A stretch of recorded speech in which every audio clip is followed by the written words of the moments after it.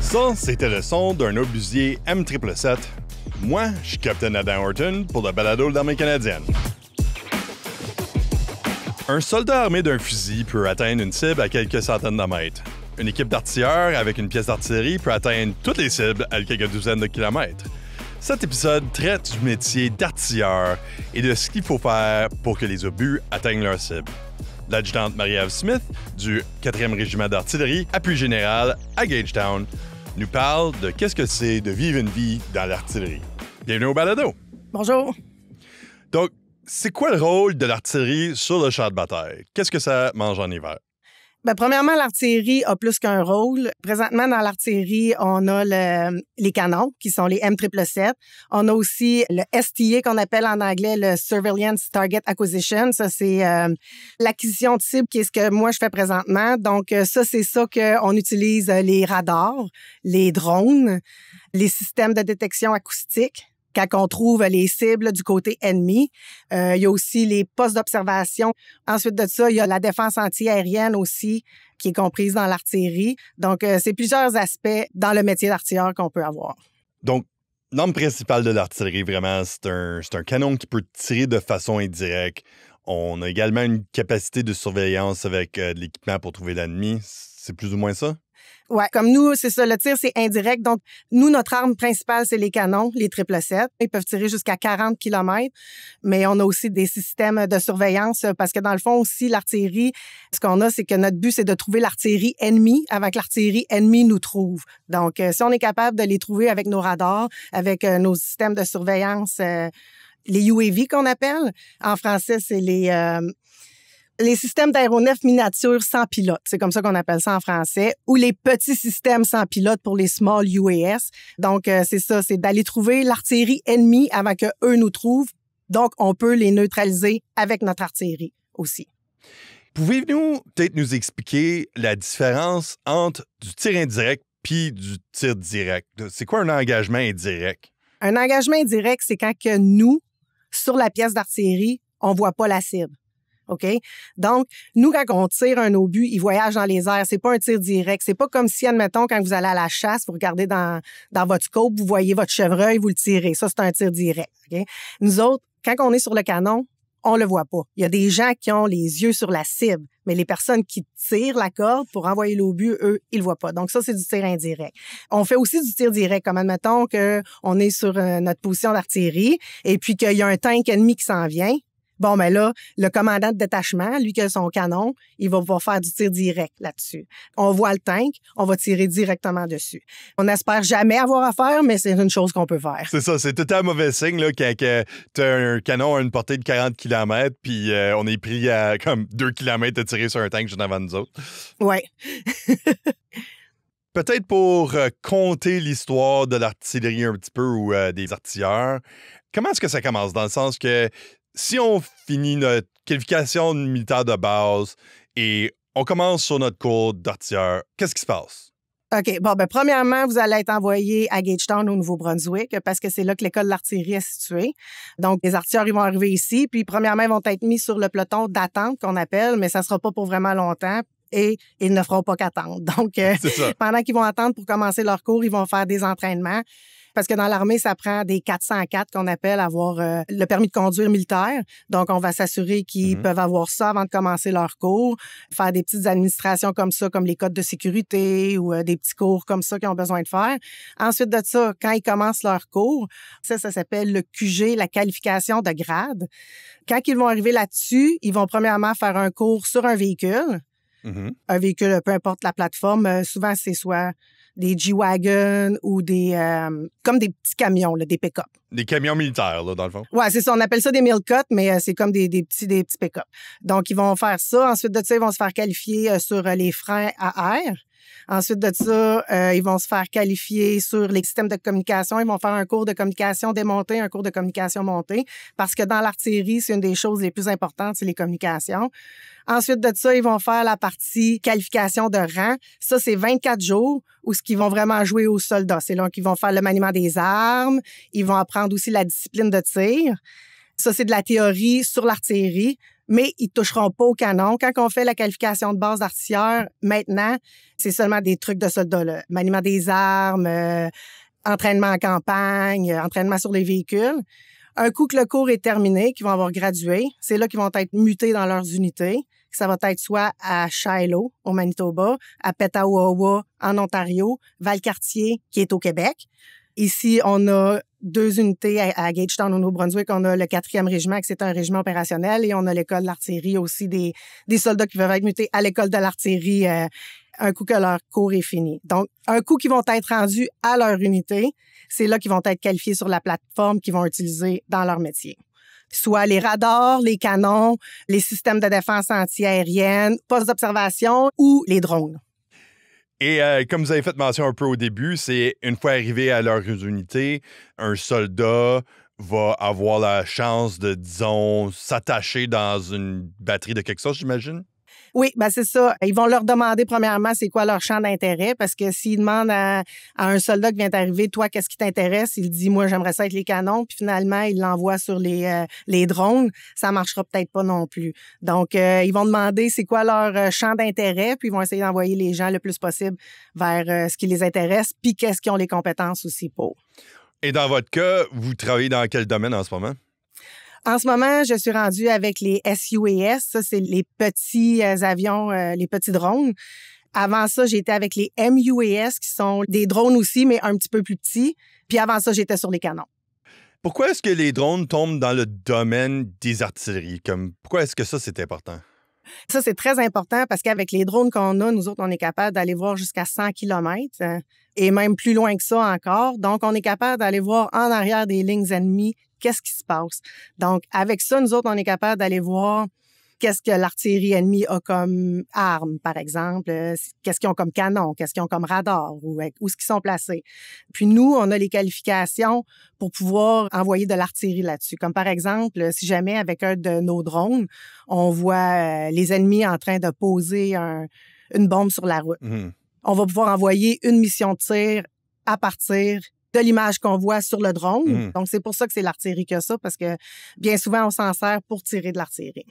Et ça fait une bonne démonstration de, disons, l'intersection des disciplines différentes dans le domaine de l'armée, où on a l'expérience de renseignement, où on collecte de l'information à part de l'ennemi, on fait une analyse, puis là, on peut faire une réponse en termes de combat. Exactement. Donc, notre job, si je peux dire, c'est pas seulement non plus de voir l'artillerie ennemie, mais c'est aussi une autre partie de notre travail, c'est de collecter de l'information et de l'intelligence aussi avec les drones. Et ça, le cours de drone, c'est vraiment de la haute technologie et c'est avec Transport Canada. Et le cours dure 3 mois, le cours d'opérateur. Les gens qui font ce cours-là, c'est vraiment un cours qui est vraiment technologique. Le monde aime vraiment ça, ceux-là qui font ça. Et là, peut-être à l'autre bout du spectrum, juste un petit peu, c'est ceux qui travaillent sur les canons. Vous pouvez peut-être expliquer un peu plus c'est quoi ça? Oui, les canons, ça a été ma première position que j'ai été. Donc, le canon qu'on a présentement, c'est le 777, celui qu'on apporte en opération avec nous. On a des canons aussi pour s'entraîner qui sont plus petits, là, mais notre canon principal, c'est ça, c'est le M777, donc 155 mm. L'obus pèse à peu près entre 90 et 100 livres. Et puis ça, on peut tirer jusqu'à 40 km. Une pièce d'artillerie, je dirais que dans un monde parfait, on est une équipe de 10 qui travaille là-dessus. Dans une batterie, c'est 4 canons. Pour ceux-là qui aiment travailler en équipe et qui aiment travailler fort physiquement, c'est vraiment une bonne place.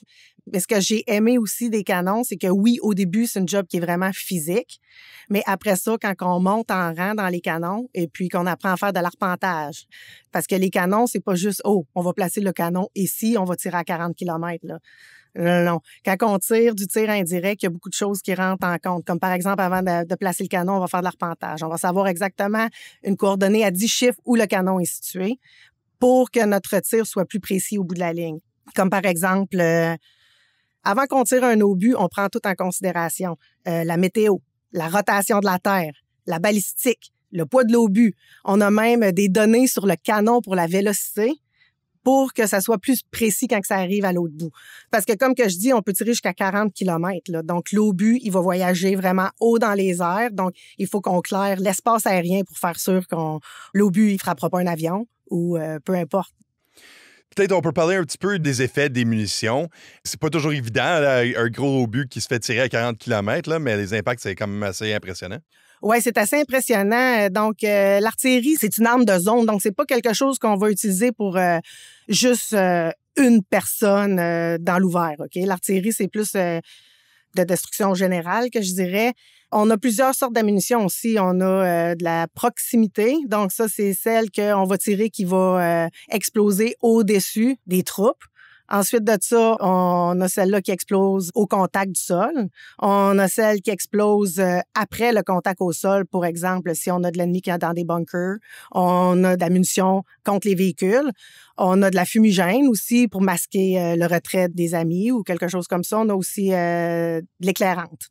Donc, on a plusieurs sortes. Puis, on a l'Excalibur aussi, qui est celle qu'on peut tirer jusqu'à 40 km avec un GPS dedans. Puis qui est effectivement incroyablement précis, mais qui coûte aussi super cher. Mais je l'ai vu en vrai en Afghanistan, puis c'est vrai que c'est précis. C'est vraiment précis. Vous parlez des munitions fumigènes aussi, comme moi aussi, j'ai eu une expérience en Afghanistan où il y avait un tireur d'élite qui nous tirait dessus, puis on était comme genre pris.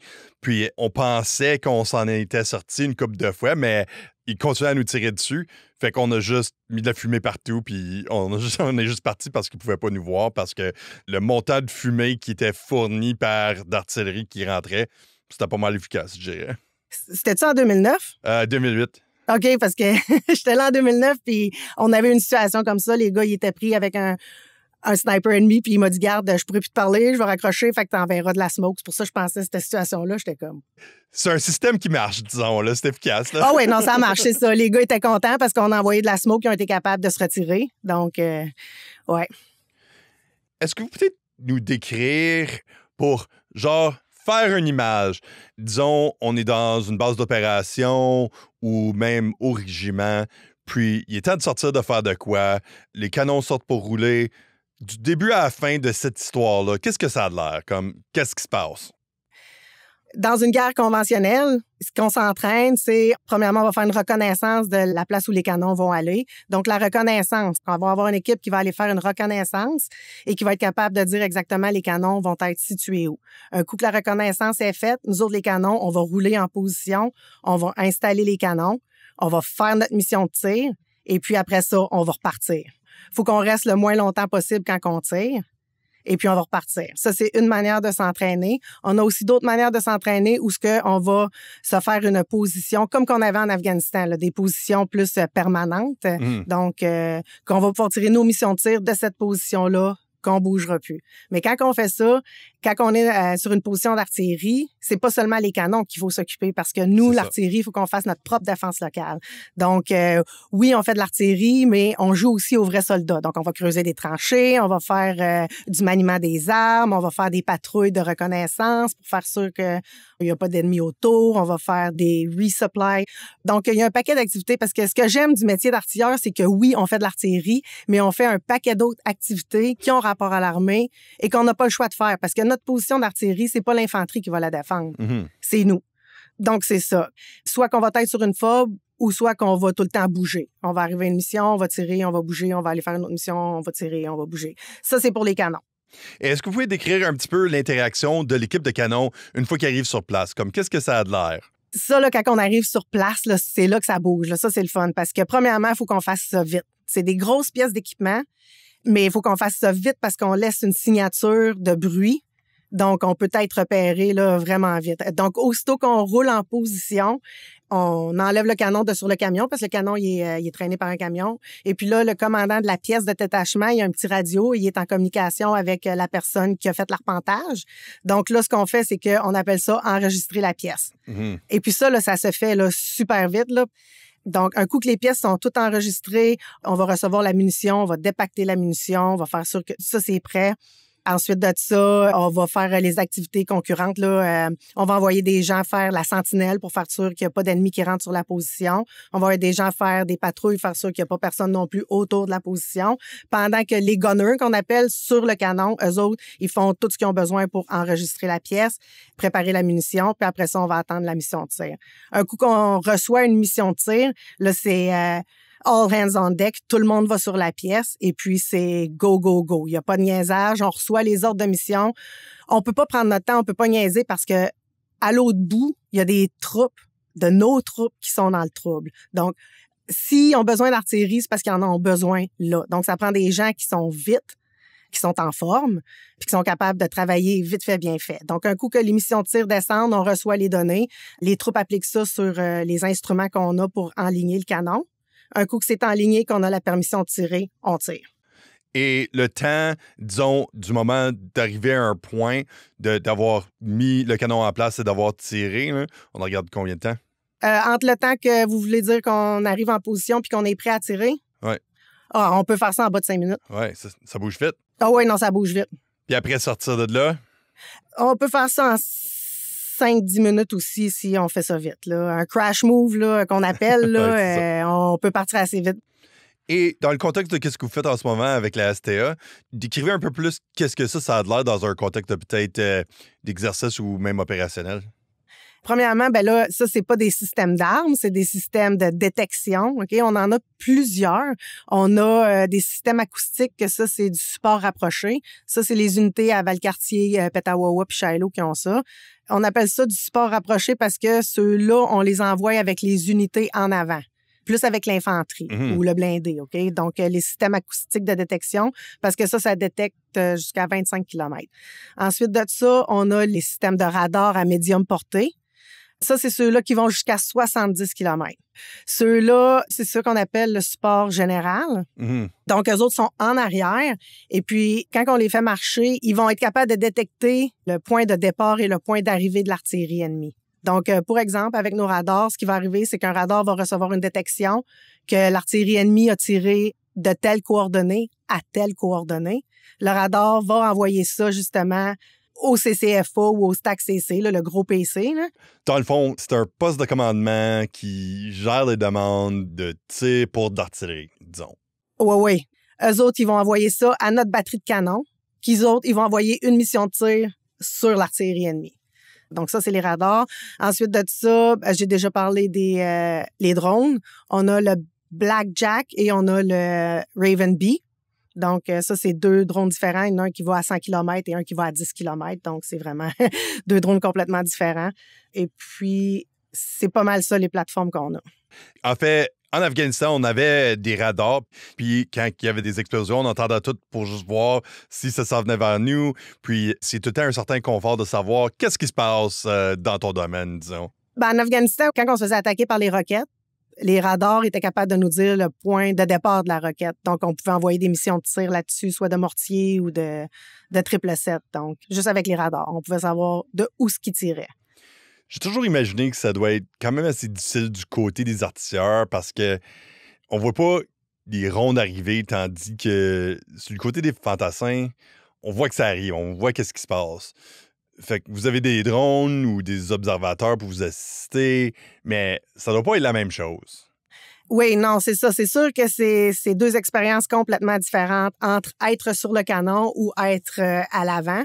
Mais aussi, ce qu'il y a dans l'artillerie, une des facettes de notre métier aussi qu'on peut faire, c'est officier de poste d'observation avancé.